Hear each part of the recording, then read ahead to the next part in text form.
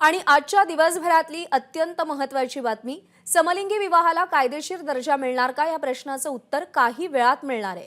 समलिंगी विवाहाला कायदेशीर मान्यता देण्याची मागणी करणाऱ्या याचिकांवर सर्वोच्च न्यायालय आज निकाल देणार आहे. पुढच्या अर्ध्या तासात म्हणजे सकाळी 10:30 वाजता सुप्रीम कोर्ट आपला निकाल देईल. 11 मे रोजी न्यायालयाच्या 5 न्यायाधीशांच्या खंडपीठानं सुनावणी पूर्ण केली. सुनावणीमध्ये याचिकाकर्त्यांनी समलिंगी लग्नाला कायदेशीर मान्यता मिळावी असा आग्रह धरला होता. तर केंद्र सरकारनं समलिंगी जोडप्यांना विवाहाचा दर्जा न देता त्यांना काही अधिकार देण्याचा विचार केला जाऊ शकतो असं म्हटलं होतं. आणि आजच्या निकालासंदर्भात चर्चा करण्यासाठी याचिकाकर्ते समीर समुद्र थेट अमेरिकेतून आपल्यासोबत आहेत. समीर, नमस्कार, आपलं स्वागत आहे एबीपी माझामध्ये. नमस्कार. नमस्कार. पहिला प्रश्न हाच आहे की तुम्ही एक याचिकाकर्ते आहात या सगळ्यामध्ये. आजच्या निकालाकडून काय अपेक्षा आहेत तुमच्या? अ, मला खूप आशा आहेत, कारण ज्या प्रकारे निकालाचं कामकाज चाललं आणि ज्या प्रकारे सुप्रीम कोर्टातल्या जजेसनी प्रश्न विचारले दोन्ही बाजूना, आमच्या बाजूना आणि विरुद्ध बाजूना, त्याच्यावरून मला पहिली गोष्ट निकाल प्रक्रिया खूप चांगली झाली याचं समाधान आहे. मला त्यामुळेच आशा आहे की राईट साइड ऑफ हिस्ट्री ज्याला इंग्लिशमध्ये म्हणता येईल, किंवा दूरदृष्टीने विचार करता जी योग्य बाजू आहे किंवा जी बरोबर बाजू आहे ती पुढे येईल आणि त्या दृष्टीने निकाल आमच्या बाजूनी लागेल. समान कायदे आणि समान हक्क आम्हालाही मिळतील, विशेषतः लग्नाचे, अशी मला प्रामाणिकपणे खूप आशा वाटतेय. त्यामुळे I am hopeful, I am very hopeful. I am nervous but I am hopeful. तुम्ही जी याचिका सादर केलेली होती त्यामधल्या प्रमुख मागण्या नेमक्या तुम्ही काय मांडल्या होत्या? सो त्याच्यात प्रमुख मागणी हीच होती की हिंदू मॅरेज ऍक्ट आणि special marriage act, especially foreign marriage act जे आहे, त्याच्या अंतर्गत आम्हाला समान लग्नाचे हक्क हवेत. मग त्यात म्हणजे एक पार्टनरला इंडियन सिटीजन असेल, एक US सिटीजन असेल तर सेम राईट्स जसं स्ट्रेट कपल्स मध्ये होतं तर त्यांना विसा किंवा इतर गोष्टींना प्रॉब्लेम येत नाही. तर तसंच आमचंही बेसिकली आमचं जे अमेरिकेत लग्न झालं आहे आणि त्या लग्नामुळे आम्हाला जे अधिकार मिळालेले आहेत ते जसेच्या तसे अधिकार आम्हाला जे इतर लग्न झालेल्या जोडप्यांना मिळतात ते मिळणं अपेक्षित आहे. मग त्याच्यात सगळेच राईट्स येतात, म्हणजे inheritance rights, adoption rights, basically legally जे जे काही अधिकार आहेत जे इतर जोडप्यांना मिळतात लग्नाच्या ह्यानी, ते सगळेच आम्हाला मिळावेत. मग त्यात इमिग्रेशन आहे, त्यात अडॉप्शन आहे, त्यात इनहेरिटन्स, प्रॉपर्टी, किंवा इवन ॲज सिम्पल ॲज बँकेत लोन घेताना जॉईंट ॲप्लिकेशन, एक जोडीदार म्हणून, तर हे सगळेच अधिकार आमची तीच अपेक्षा आहे.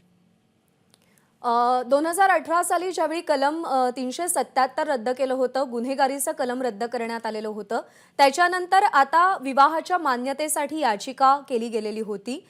जर दोन समलिंगी लोक एकत्र राहत असतील पण जर त्यांना विवाहाची मान्यता नसेल तर कोणकोणत्या मूलभूत समस्या उभ्या राहतात आणि कोणकोणत्या गोष्टींना तोंड द्यावं लागतं समाजात वावरत असताना? त्याच्यात लीगल राईट्स ते आहेत, ही पुढची गोष्ट आहे. माझ्या दृष्टीने प्राथमिकता त्या जोडप्याला सगळ्याच बाबतीत लपून राहावं लागतं. त्यांचं नातं समाजासमोर उघडपणे बोलता येत नाही. मग त्यात अगदी छोट्यातली छोटी गोष्ट, अगदी तुमच्या घरात ज्या बाई कामाला येतात त्यांना तुम्ही काय सांगणार? कारण आम्ही 3 वर्ष भारतात राहिलेलो, त्यामुळे आम्ही या सगळ्या प्रॅक्टिकल गोष्टींचा खूप अनुभव घेतलेला आहे. तर त्यामुळे घर घेताना अडचणी, घर घेताना तुम्ही जे काही आहे ते स्पष्टपणे सांगू शकत नाही. जर सांगितलं तर लोक काय म्हणतील, किंवा इतर भाडेकरू म्हणजे लँडलॉर्ड्स काय म्हणतील. कुठेही ऍप्लिकेशन करताना लीगल राईट्स नसतील, लीगल मॅरेज राईट्स नसतील तर तुम्हाला सगळीकडे लपून राहावं लागतं.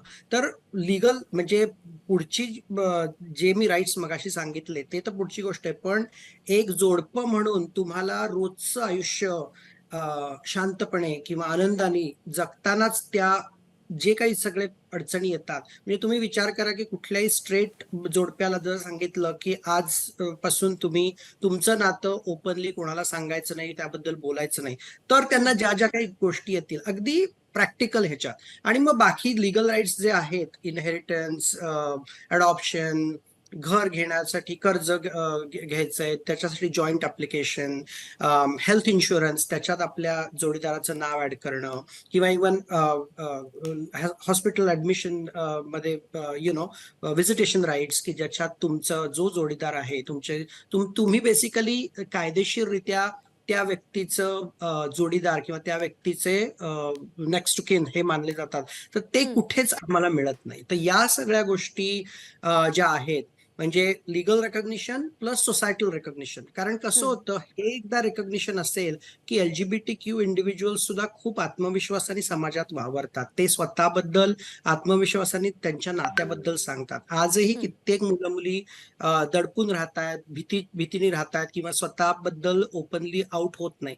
तर या सगळ्या गोष्टी पण हे साइड बेनिफिट्स आहेत. लिगल राईट्स तर आहेच आहेत, पण त्याबरोबर एक व्यक्ती म्हणून तुम्ही मोकळेपणाने समाजात वावरू शकता आणि त्यासारखी मोठी गोष्ट नाहीये माझ्या दृष्टीने.